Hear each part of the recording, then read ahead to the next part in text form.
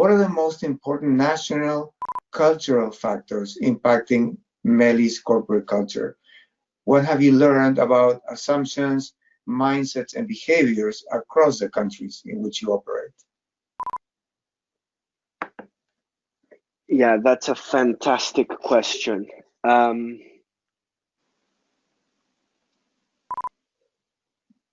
So look, first of all, I think those subtleties absolutely exist, okay? Mm-hmm.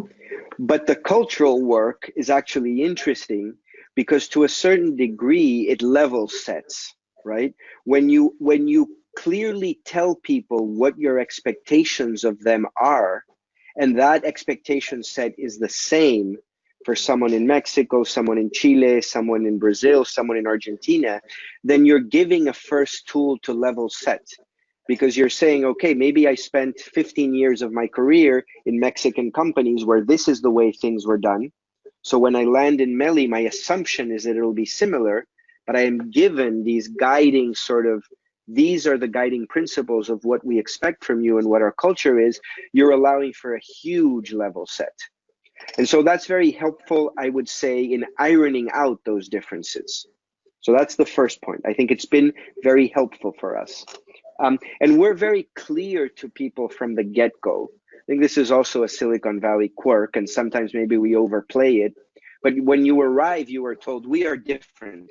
So leave everything you've learned at the door. And again, know we're learner, right? And be prepared to start from scratch. And we say very clearly, spend your first months understanding how we do things. Because if you're not flexible enough to do that, you will not be as successful here as we know you can be. You need to understand how we do things. So that's very helpful in that sense. And I think the other piece here is, yes, we are very different, an Argentine, a Mexican, a Chilean, but a lot of these practices, they really speak to certain universal, I would say, realities about human interaction and about execution and how when you put a lot of people in a room, the things that happen. And I think, and we're not even global, we're a pan-Latina, right? So for us, I think that's less of a challenge than maybe people who actually have truly global companies. These are human, global, I think, human, I don't want to say truths because that's a bad word, but challenges. Or principles. Or principles that I think really apply beyond those subtle national differences.